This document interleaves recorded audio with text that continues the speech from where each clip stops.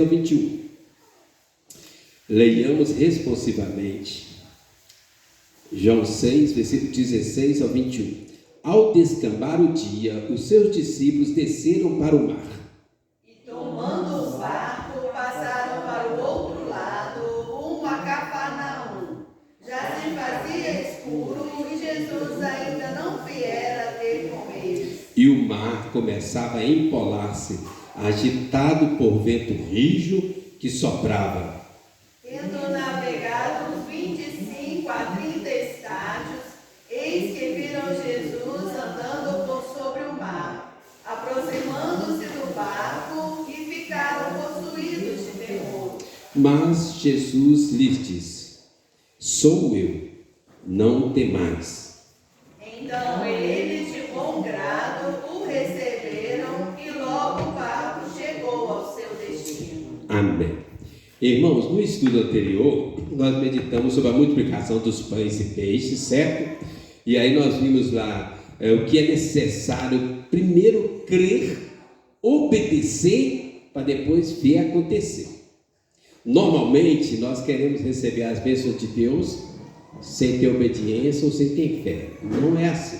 Primeiro você precisa crer, obedecer, e aí que você vai ver as coisas acontecerem.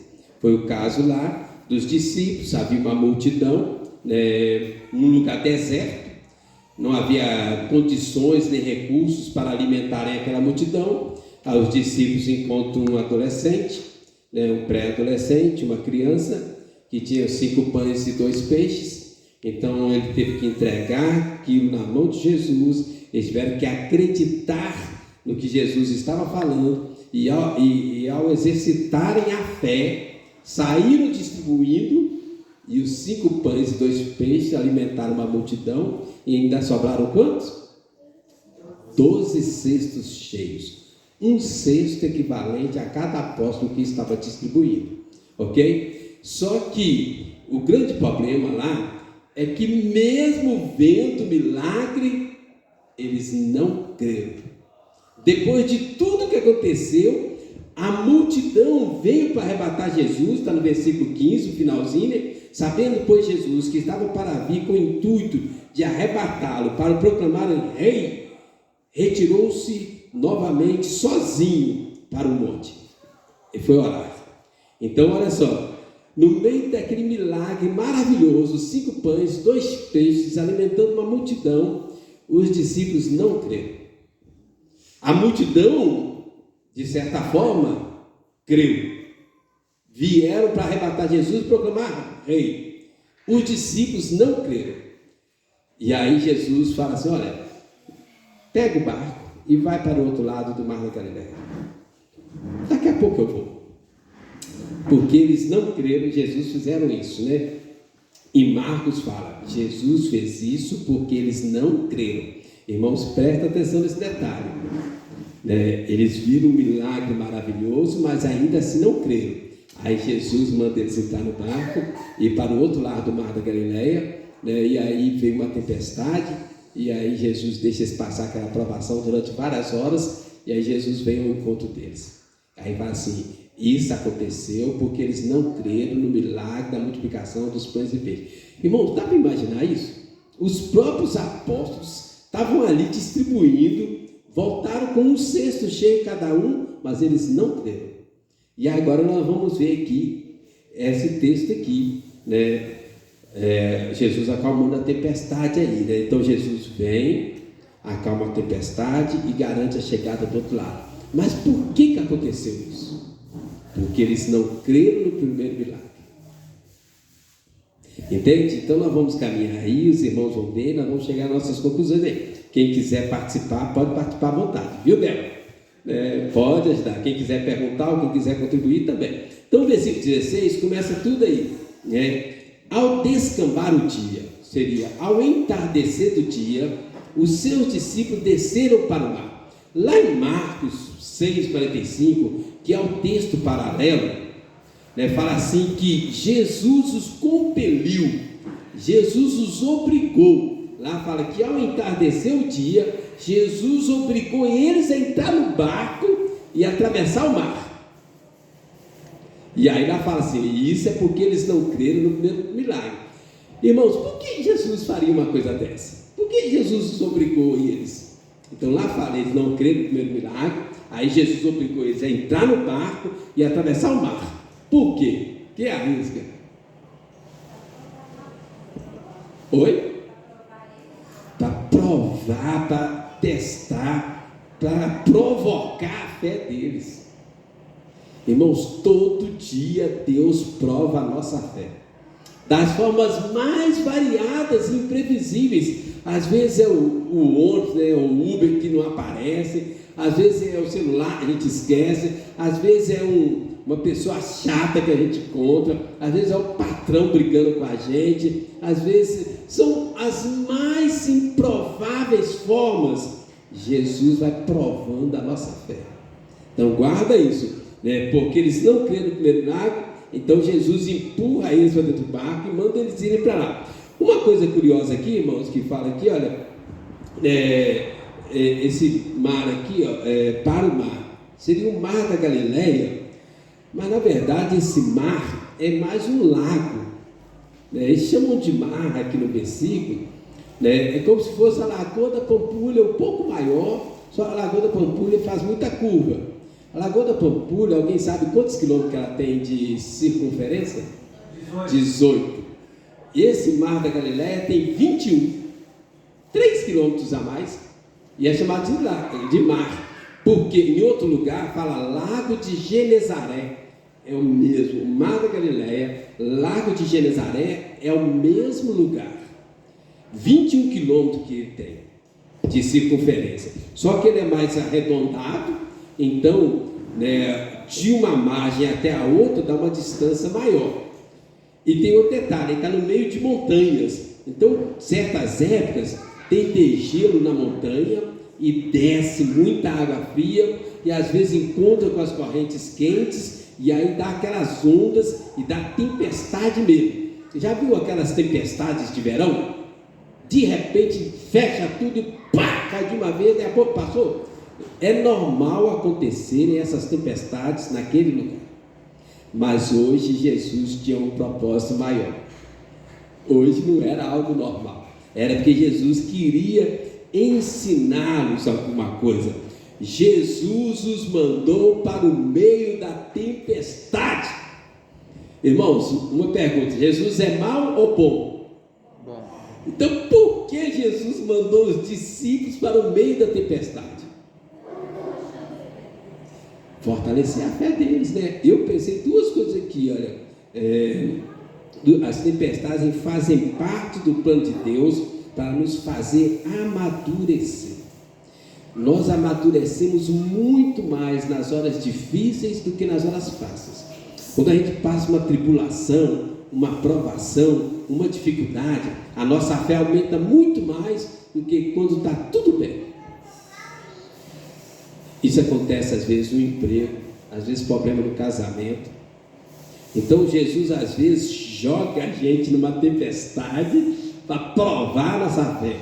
A gente tem exemplo disso na área dos minerais. O ouro, para ele ser depurado, o diamante para ser purificado, tem que colocar em alta fornalha, fogo quente, né? Provar aí, tirar as impurezas. Então Jesus os mandou para o meio da tempestade, primeiro para amadurecer a fé deles, que eles ainda não tinham crido no milagre da multiplicação dos pães e peixes, e segundo, né, a existência de problemas, irmãos, não significa que estamos fora da vontade de Deus. Atualmente nós vivemos muitas igrejas, teologia da prosperidade, fala e crente não pode ter problema. Não é verdade. Uma pessoa ter problema não significa que ela está fraca na fé, nem que está fora da vontade de Deus, nem que é infiel, não tem nada disso, né? Jesus teve problemas? Bastante, né? Jesus tinha fé? É lógico que tinha. Jó, a Bíblia fala que era um homem íntegro, reto, temente a Deus, desviava do mal, teve problemas. E assim nós vamos ver vários homens na Bíblia, mulheres, né, que tinham fé e tinham problema. Então, irmãos, presta atenção nisso aqui, ó. A vida cristã fiel não nos isenta de problemas. Porque muitas vezes a gente cai em decepção, frustração, às vezes a gente desanima na fé, porque a gente pensa assim: se eu orar todo dia, se eu ler a Bíblia todo dia, se eu for dizimista fiel, se eu for no culto, eu não vou ter problema. Não é verdade. Uma vida cristã fiel não nos isenta de problema. Significa que você vai estar mais pronto para passar pelos problemas. Os problemas vêm sobre todo mundo, gente. Pode ser crente, pode ser incrédulo, pode ser crente bom, pode ser crente ruim. Todo mundo passa problema. As tempestades vêm sobre todos. A chuva cai na casa do crente e cai na casa do incrédulo. Cai sobre todos. Qual que é a diferença? A sua base, o seu alicerce. A Bíblia fala de dois homens. Um construiu a casa sobre a rocha e o outro construiu a casa sobre a areia. Aí que está a diferença. E diz que vieram as tempestades e caíram sobre as duas casas. A tempestade não caiu apenas na casa do incrédulo. Caiu na casa do incrédulo e caiu na casa do crente. Só a casa do crente estava sobre a rocha, a do incrédulo desmoronou e a dele ficou firme na rocha. Amém? Então, a diferença não é a ausência de problemas. Quem anda com Jesus, quem ora, lê a Bíblia, né, ele vai ter uma rocha firme para segurar na hora da tempestade. Amém? Vamos caminhar aqui então. Quem puder, abre 2 versículos para mim aí. Tiago 1,12, o Tebraco, abre aí. Tiago 1,12 e a Fabíola Isaías 64,4. Então o versículo 16 é isso aí. Jesus é que manda eles para o mar, obriga eles a ir, e eles são mandados no meio da tempestade, porque Jesus queria tratar com a fé deles, amadurecer. Versículo 17, né? E tomando um barco, passaram para o outro lado, rumo a Cafarnaum. Já se fazia escuro, e Jesus ainda não viera ter com eles. Então olha só, eles entraram no barco, foram para o meio do mar à tarde. Quantas horas? Umas 4, 5 horas da tarde. E aí fala assim, já se fazia escuro. No outro texto paralelo fala que era alta madrugada. E Jesus veio ter com eles na 3ª vigília da noite. O que é isso? Então, eles dividem lá, os judeus, eles dividem dia e noite. Então, o dia começa às 6 da manhã às 6 da tarde. A noite começa às 6 da tarde, às 18 horas, até às 6 da manhã. Então, a primeira vigília vai de 6 da noite até 9, 6, 7, 8. Aí 9 começa a segunda vigília, 9, 10, 11. Aí 12 começa a terceira vigília, 12, 1, 2. Então, Jesus veio alta madrugada encontrar com eles. Gente, imagina a situação. Eles são colocados sozinhos no barco, mandados para o meio do mar, a tempestade começa a vir, as águas começam a empolar, é como se fossem trombas d'água que descem das montanhas. Estão descendo aquelas trombas d'água. Quem já foi em região de cachoeira, já viu como, às vezes já viu vídeo, que às vezes de repente na cachoeira vem aquela tromba d'água, chove lá em cima, na cabeça d'água, aí vem aquele mundo d'água de uma vez. É isso que estava acontecendo. E o problema maior qual que era? Jesus ainda não viera estar com eles. Gente, imagina a situação. Eles estavam ali olhando para todo lado, a tempestade aumentando, as ondas aumentando, o mar se avolumando, e Jesus ainda não viera estar com eles, né? E eles começam a entrar em crise. Irmão, sabe o que eu estava pensando? O maior problema aqui não era a tempestade. O maior problema aqui era o sentimento que eles tinham de abandono. Não é, irmão? Muitas vezes o maior problema nosso não é o problema.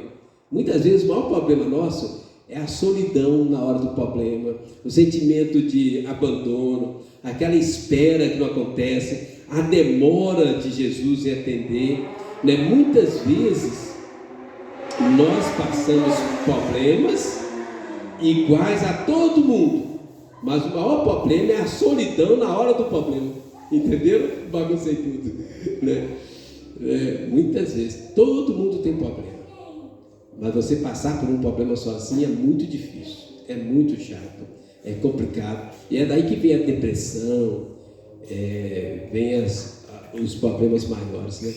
Então era o que estava acontecendo aqui, aparentemente. Que agora eu quero ler 2 versículos, Tiago 1,12, pode ler. 12? Bem-aventurado o homem que suporta com perseverança a provação, porque depois de ter sido aprovado, receberá a coroa da vida, a qual o Senhor prometeu aos que o amam. Amém. Bem-aventurado o homem que suporta com perseverança a provação. Irmãos, quem é que mandou eles para o meio da tempestade? Jesus. Era uma provação. Quem é que dá um emprego para a gente? Jesus. Às vezes a gente pega emprego com o patrão chato. Às vezes a gente recebe um vizinho chato. Às vezes o casamento está ruim. É Jesus que colocou a gente naquele negócio ali. A gente tem que entender isso, irmãos. Jesus está no controle. Foi Jesus que mandou eles para o meio da tempestade. Por quê? O que leu aí, Tiago 1,12. Provação, maturidade, bem-aventurado que suporta com perseverança. Depois de aprovado, receberá a coroa da vida. Olha esse outro texto aqui que eu acho melhor ainda. Olha. Isaías 64,4. Pode ler. Desde os tempos antigos, ninguém ouviu, nenhum ouvido percebeu, e hoje nenhum viu outro Deus além de ti, que trabalha para aqueles que nele esperam.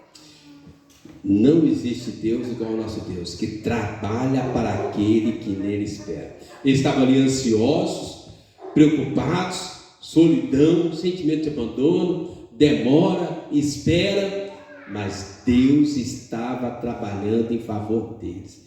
Tudo fazia parte do plano de Deus, né?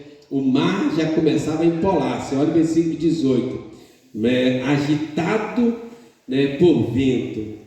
E o mar começava a empolar-se, agitado por vento rijo que soprava. Então, olha só, o mar agitado, o vento forte, despreocupado, mas Deus estava no controle. Deus estava trabalhando aí. Irmãos, é provável que muitos de nós tenhamos experiências assim. Às vezes acontece uma situação negativa, triste, complicada, mas lá na frente, quando a gente olha para trás, ele fala assim, olha, Deus estava nesse negócio. Deus estava trabalhando ali. No momento, não é motivo de alegria. Estava tenso, mas depois vocês viram aí, né, que tinha a mão de Deus naquilo ali.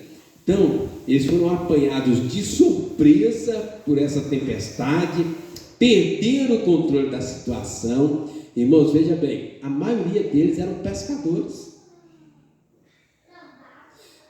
O mar era o dia a dia deles. Olha aqui, irmãos, onde eu estou querendo chegar. Muitas vezes naquela área que nós somos melhores, mais fortes, mais autoconfiantes, Deus nos desampara para que a gente possa confiar em Deus. Entenderam? O mar era o dia a dia deles, eles conheciam tudo do mar. Eles já enfrentaram várias tempestades antes, mas agora Jesus manda eles para lá, deixa eles ficar sozinhos ali algumas horas, né? Justamente naquilo que eles eram mais confiantes, agora estão ali desesperados. Foram pegos de surpresa por uma tempestade, não estavam preparados.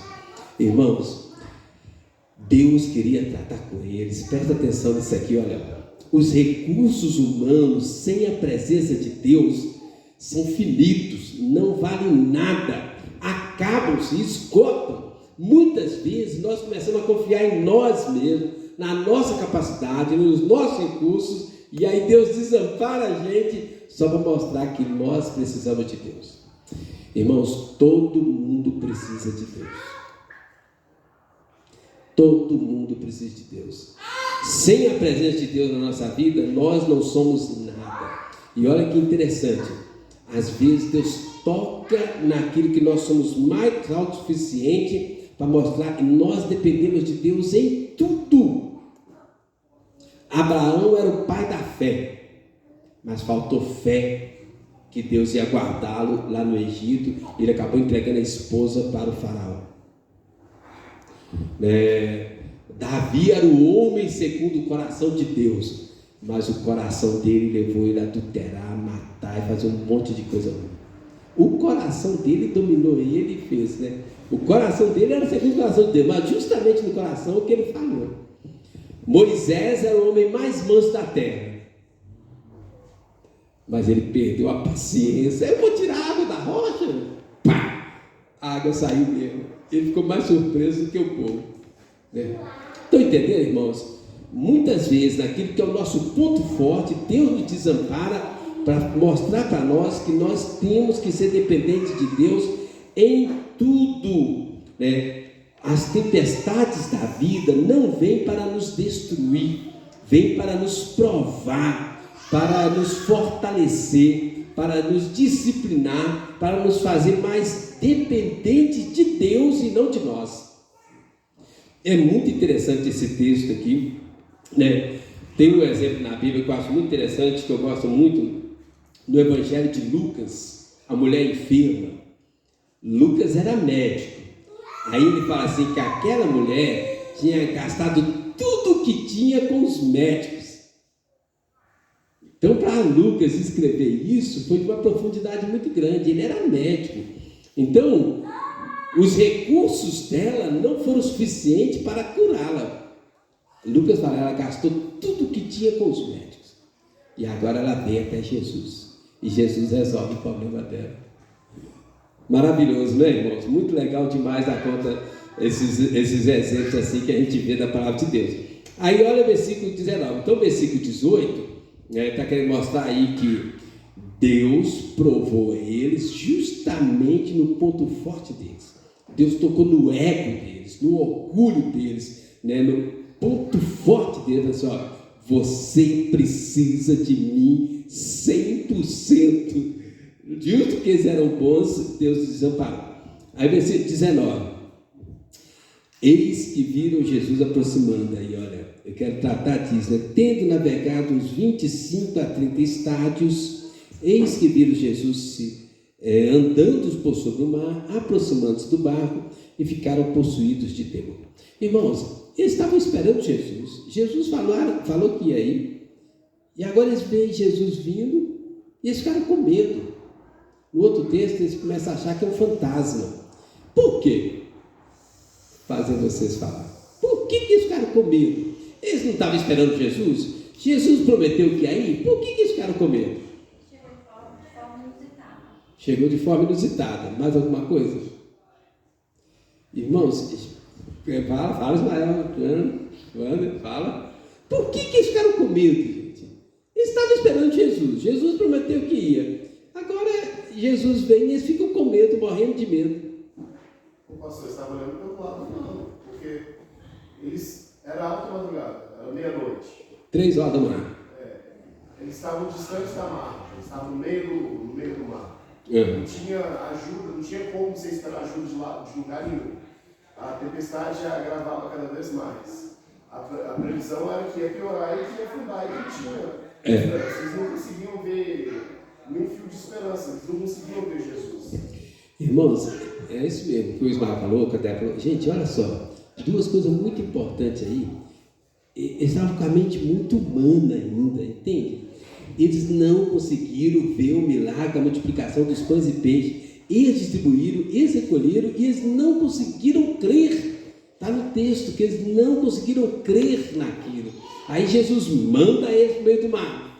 Porque eles ainda faltavam, eles tinham uma visão muito humana, ainda estavam muito carnal no sentido de terreno, sabe? Eles não tinham uma visão do que era espiritual. Quando Jesus fala, vou morrer, aí Pedro, não, Senhor, não vai morrer, não, vou morrer com o Senhor. Eles estavam ainda com a mente muito terrena. Eles queriam pegar Jesus e proclamar o rei. Mas o reino de Jesus não é desse mundo, é no nosso coração, é espiritual. Entenderam? O pensamento deles ainda estava muito deformado. Eles tinham um pensamento muito humano, muito terreno. Não quero usar a palavra carnal para não pensar em pecado, Não é questão de pecado, é questão, eles estavam com uma visão muito para esse mundo. E aí, ao invés de melhorar, piorou quando Jesus apareceu. Eles já estavam morrendo de medo. Aí agora eles viram um vulto vindo, andando sobre as águas. Aí acabou com tudo, né? Mas era Jesus. E aí outra coisa importante, isso também, o que a Débora falou, né? A forma que eles viram Jesus. Eles esperavam que Jesus viesse de outro jeito. Irmãos, presta atenção nesse detalhe aqui, que é muito interessante aqui. Jesus não chegou atrasado, era uma prova. Jesus veio na hora exata. Jesus veio ao encontro deles do jeito que ele falou, mas não veio do jeito que eles imaginavam. Veio de uma forma inusitada, pegou de surpresa. O que eu estou querendo dizer, irmãos? Muitas vezes a gente está esperando uma bênção, Deus está preparando a bênção, Deus manda a bênção, mas não manda do jeito que nós queremos ou do jeito que nós imaginamos. Eu tenho muita certeza disso aqui, irmãos. Muitas vezes Deus trata com a gente no processo, entende? Às vezes Deus está preparando, mas Ele manda você dar um passo. Às vezes você está querendo chegar lá do outro lado do mundo, aí Ele manda você dar um passo só. Você está orando por uma coisa grande, Ele pede de você um passo. Quando a gente tem coragem de dar o primeiro passo, aí Deus faz as coisas acontecerem. Mas Deus não revela para nós enquanto a gente não dá o primeiro passo. É isso que estava aqui. Muitas vezes Deus não mostra a terra prometida. Ele manda você dar um passo. Às vezes Ele fala, igual Ele falou, lá tem mana, leite, mel, né? Tem casas que vocês não construíram, vinhas que vocês não plantaram, mas vocês vão para o deserto. O povo ficou doido. Vai, cadê a terra prometida? Eles ficaram 40 anos no deserto. Deus fala com Abraão: sai da tua casa, da sua parentela, vai para a terra para prometer, que eu vou te dar. Chega lá, né? Ló escolhe as campinas do Jordão e Abraão vai morar no deserto, vai para Faraó, vai para lá. Entende, irmãos? O que eu estou querendo chegar aqui? Duas coisas. Nós precisamos melhorar a nossa visão espiritual das coisas. Às vezes nós ficamos com a mente muito terrena, focada na coisa desse mundo, e não conseguimos ver o mundo espiritual por trás das coisas. E segundo, Deus age de formas inesperadas. Deus age de formas inusitadas. Deus age para provar a nossa fé. E aí nós vamos para o versículo 20 aqui, né? Versículo 20. Mas Jesus lhes disse: sou eu, não temais. Onde aparece esse verbo, essa expressão, sou eu, na Bíblia? Quem lembra? Vai aparecer invertido. Moisés, exatamente. Ah, mas eu vou falar que enviou para Faraó. Assim, eu sou, me enviou. Jesus está usando a mesma frase. É interessante, irmãos, aqui tem um jogo aqui que às vezes o seminário serve para ajudar a gente a ter mais fé nessas coisas para disso. O hebraico é escrito de trás para frente. O grego é escrito do nosso jeito. E aí é a mesma palavra. Lá, eu sou, aqui sou eu. E daqui a pouco nós vamos ver nos próximos estudos, nas próximas semanas, ele vai falar: eu sou. É a mesma palavra que Deus usou para Moisés. Aí vai falar: eu sou a porta, eu sou o pão da vida, eu sou a água viva, eu sou a luz do mundo. É a mesma palavra. Por isso que aí vocês vão entender por que os judeus ficavam tão irritados, queriam matar, queriam apedrejar, porque Jesus estava usando o termo que Deus usou para ele lá com Moisés. Agora Jesus começa a usar a mesma palavra. Entendeu? Como se eu começasse a usar o nome de Deus, como se eu fosse Deus. Alguém perguntasse, entendeu? Então, quando Jesus fala sou eu, ou eu sou, eles entendem assim: ele está dizendo que ele é Deus, porque está usando a palavra de Deus para referir a ele. É interessante isso, né? E aí Jesus fala com ele: não temas. Irmãos, Jesus acalmou a tempestade, mas primeiro Jesus acalmou o coração deles. Eu sou Deus, não temas. Eu sou onisciente, onipresente, onipotente. Eu estou contigo. Eu estou aí, não temas. Jesus acalma o coração deles, depois acalma a tempestade. Muitas vezes na tempestade da vida, Deus acalma o nosso coração, trata o nosso coração. Lembra de Jó? Jó estava aquela problemada, aquela confusão toda. Aí Deus chega e fala: olha, quando eu criei o céu, eu criei o Leviatã, eu criei isso, eu criei aquilo. Deus não responde nada para Jó. Ele está bem falando: eu criei. Aí Jó: não, eu me arrependo no pó e na cinza, né? Aí, agora meus olhos te veem. Deus não responde nada, mas Deus acalma o coração de Jó. Deus fala assim: ó, eu sou o Criador dos céus, da terra, onipotente, né? Você está com dúvida de alguma coisa? Não tem dúvida nenhuma mais. Eu não quero nem saber o que está acontecendo. É a mesma coisa que Deus chega, Jesus acalma o coração deles, traz paz ao coração deles, e aí a tempestade já não importa mais. Não é assim? Aí o problema já não importa mais. Quando a gente está com Deus presente, né, Jesus presente, né, e Ele está sempre perto, irmãos. Se você for fazer uma prova, Jesus está ali contigo. Vai fazer uma viagem, Jesus está ali contigo. À noite, às vezes aquelas noites de solidão da alma, tanto física quanto espiritual, Jesus está ali contigo. Cirurgia, Jesus está ali contigo. Pandemia, Jesus está ali contigo. Então não importa a circunstância, não importa a tempestade da vida, e presta atenção, as tempestades virão, mas o que importa é Jesus estar ali contigo, tá certo? Tem uma frase muito famosa da Segunda Guerra Mundial, o primeiro-ministro da Inglaterra, né? Aí fala assim: será que Deus está do nosso lado? Assim, o que importa é a gente estar do lado de Deus, né? Aí você: o que importa é a gente estar do lado de Deus, porque Deus sempre está do nosso lado, né? Irmãos, isso é muito interessante, né?